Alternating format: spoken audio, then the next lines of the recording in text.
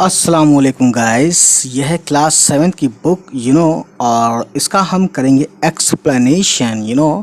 मैं और या और बोलता हूँ तो आप समझ जाना कि मैं और बोल रहा हूँ, दैट वेरी वेल। तो चलिए फिर शुरू करते हैं, इसको समझने की कोशिश करते हैं। और ये रिकमेंड की गई है एक हमारे व्यूवर्स की तरफ से कि हमने लास्ट टाइम हमने एक्सप्लेनेशन नहीं दिया था इस नज़्म को जब हमने पढ़ा था, ठीक है।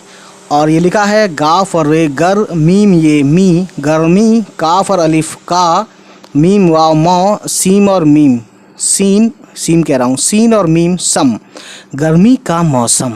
इसका मतलब लिखा हुआ है, इसको ऐसे पढ़ेंगे तो देखते हैं इसमें, ठीक है।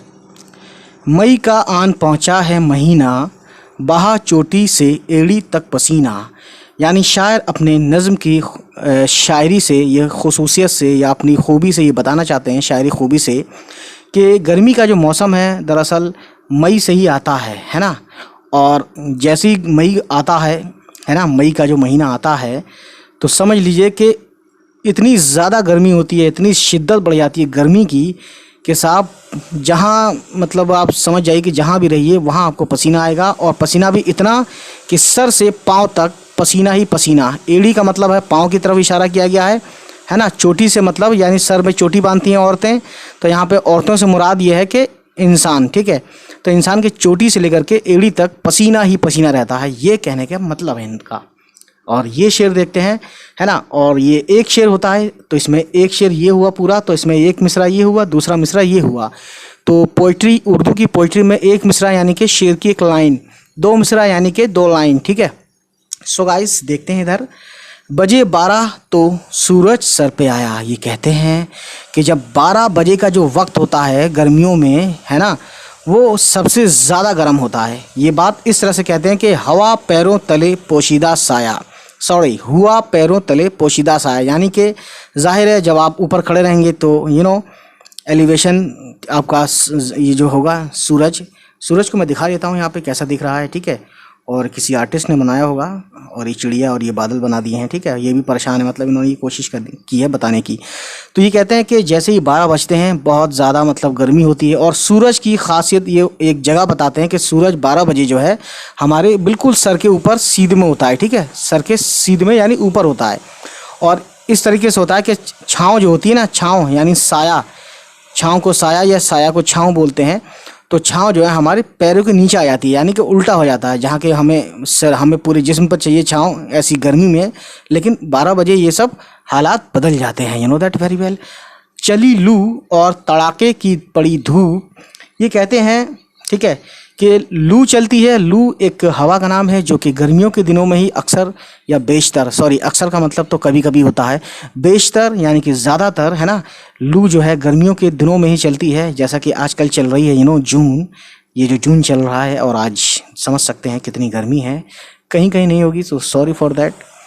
तो ये कहते हैं कि चली लू और तड़ाके की धूप, है ना। यानी कि तड़ाके का मतलब एक होता है कड़ाके की सर्दी, वो क से होता है, क। ये तड़ाके की यानी तड़ा अलिफ तड़ा और काफ और बड़ी एक पे, तड़ाके की धूप। ये कहते हैं कि लू चलती है और इतनी शिद्दत होती है, ज़बरदस्त होती है धूप। लपट है आग की गोया कड़ी धूप, यानी कहते हैं कि इस तरह से वो धूप लगती है या उसकी धूप की जो रोशनी की तपिश होती है, रोशनी की तपिश, है ना, जो गर्माहट होती है, वो इस तरीके से मालूम पड़ती है जैसे मानो कि हमारे ऊपर आग का, है ना, आग की गोया कड़ी धूप, यानी आग का गोला टाइप का हमारे ऊपर बरसाया जा रहा है। और लपट बोलते हैं आग की, जो जैसे आग जलाते हैं ना, मैं आपको आग जला के दिखाता हूँ, एक मिनट। तो गाइस इसमें ये जो साइड से दिख रहा है इसे आग बोलते हैं, सो गाइस अब इसमें देखिए ये अगला शेर है, ज़मी है या कोई जलता तवा है, कोई शोला है या पछवा हवा है। अब गाइस यहाँ पे इस शेर से मतलब ये है कि ज़मीन इतनी ज़्यादा गर्म हो गई है कि मानो जैसे कोई जलता तवा है। तवा वो जो गर्म करके उसको इतना ज़्यादा गर्म करते हैं ताकि उस पे जो है रोटियां पकाई जा सकें, है ना। तो ये कहते हैं कि ज़मीन भी एक तरह से तवे जैसा मालूम पड़ता है या तवे की सी गर्मी महसूस होती है ज़मीन से। जहाँ जाइए वहाँ गर्मी ज़मीन में आपको मिलेगी गर्मियों के मौसम में। कोई शोला है या पछवा हवा है। अब ये कहते हैं कि ऐसा लगता है पछुआ हवा जो कि गर्म हवा है ना, जो पश्चिम से की तरफ से चलती है हवा, और इन मौसमों में ये कहना चाहते हैं शायर, ठीक है। और ये कहते हैं कि ये जो हवा है गर्म हवा, पछुआ हवा या पश्चिम की तरफ से है ना आने वाली हवा, ठीक है, ये ऐसा लगता है जैसे कोई शोला है। शोला बोलते हैं आग के मोटे मोटे गोले जो होते हैं है ना, या आग की लपटें होती हैं, उसे भी शोला ही बोलते हैं, ठीक। तो गाइस अब इसको पेज को पलटते हैं तो देखिए इसमें क्या दिखाया गया है। और इसमें इन्होंने एक सीनरी बना दी है, इसमें जैसे कि बहुत सारे फूल हैं, ये सब चीज़ें, बहरहाल जो भी है देखते हैं नेक्स्ट पेज पे। गाइस इस शेर को पढ़ते हैं। दरो दीवार हैं गर्मी से तपते, ये कहते हैं कि दरो दीवार पे भी गर्मी छाई हुई है, बनी आदम है मछली से तड़पते। अब ये शेर का मतलब देखिए, मैं आपको समझाने की कोशिश करता हूँ कि दरो दीवार यानी कि दर बोलते हैं जहाँ पे आप खड़े रहते हैं, जहाँ घर होता है। दर फारसी वर्ड है जिसका मतलब होता है में या घर, ठीक है। दीवार तो आप जानते हैं दीवाल बोलते हैं हिंदी में, दीवार थोड़ा सा खूबसूरत बना देते हैं तो ये दीवार हो जाता है ना।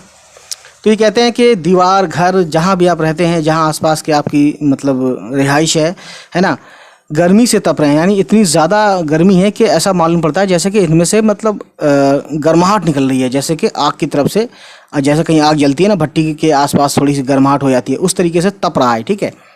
और यानी आग फेंक रहा है, ठीक है।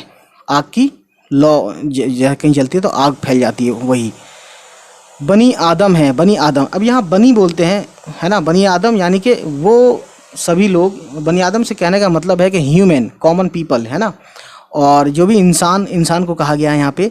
और आदम वर्ड जो है आदम अलैहिस्सलाम से लिया गया है, जो कि इसका यूरोपनाइजेशन वर्ड जो है एडम है, एडम, ठीक है, लेकिन असल वर्ड आदम है, ये अरबिक का वर्ड है, you know that very well. अब बनी आदम यानी इंसान जो है मछली की तरह तड़प रहे हैं, यानी इस तरह से बेचैन और बेकरार हैं कि वो मछली जैसे तड़पती है ना पानी से बाहर आने पर, है ना, तो इस तरीके से इंसान भी इस बेचैनी को महसूस कर रहा है जैसे किसी मछली को पानी से निकाल के बाहर रख दिया गया हो, ठीक। अब देखिए गाइस, ना पूछो कुछ गरीबों के मकां की, है ना, ज़मीन का फर्श है छत आसमां की। तो गाइस यहाँ जो ये शेर है इसमें ये कहने की कोशिश की गई है कि मतलब इतनी बुरी हालत है कि बयां करने के काबिल ही नहीं है, इसीलिए कहते हैं कि ना पूछो, यानी कि बहुत ज़्यादा बुरी हालत है। और गरीबों का क्या है, गरीब तो सबसे ज़्यादा परेशानी में है, जैसे कि यानी गरीब के जो मकान हैं उनकी हालत और ख़राब है, उनका मतलब बयान करने लायक नहीं है हालत इस गर्मी के जो मौसम में जो उनके ऊपर गुजर रही है। ये कहते हैं कि ज़मीन का फ़र्श है, यानी उनके घर की बात चल रही है, ज़मीन का फ़र्श है यानी ज़मीन ही उनका जो है बिछौना है, और छत जो है आसमान होती है। तो जाहिर है गर्मी में ज़मीन भी तप रही है और आसमान से तो सूरज गर्मी फेंक ही रहा है, ठीक है। ना पंखा है, ना टट्टी है, ना कमरा।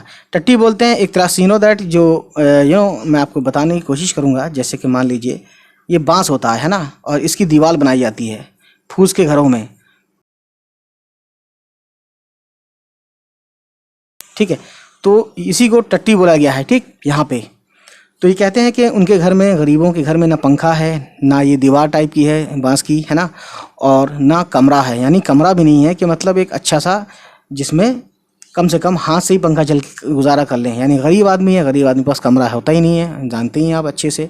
यानी यहाँ पे बहुत ज़्यादा गरीब लोगों की बात की जा रही है, आप अपने जैसे या मेरे जैसे गरीब लोगों की बात मत करना, ठीक है, गरीब तो हम ही हैं।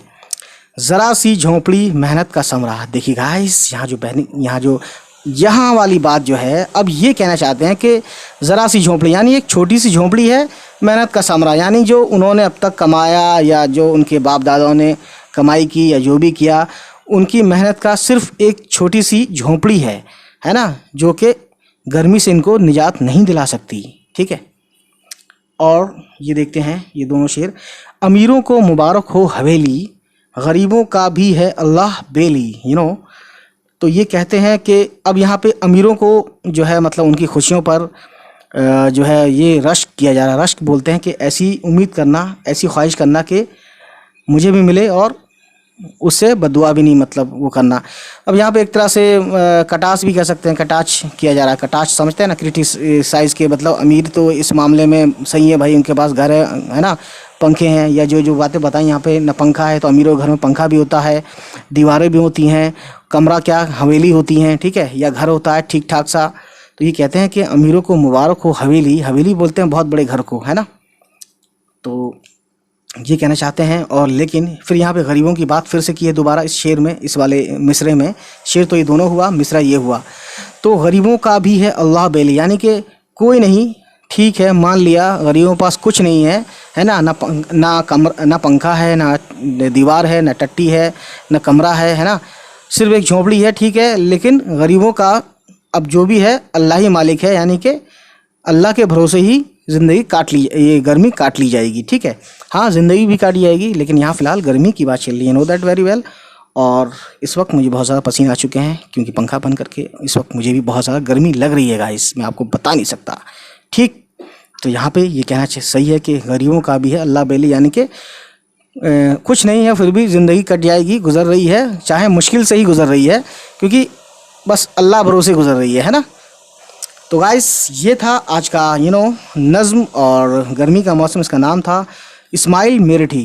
ये मीम पे ये जो मीम है, इस माँ है ना, मीम पे खड़ा ज़बर है, यानी इस तरीके से है, ये खड़ा ज़बर जिस पे लगता है उस पर अलिफ जोड़ देता है, यानी कि मीम और अलिफ माँ होता है ना, तो इस तरीके से ये माँ कर दिया इसने मीम पे, है ना, बिना अलिफ लगाए। तो ये लिखा है मेरठी, इस्माइल मेरठी। तो चलिए फिर गाइस, और इसके हम क्वेश्चन आंसर करा चुके हैं, you know that very well.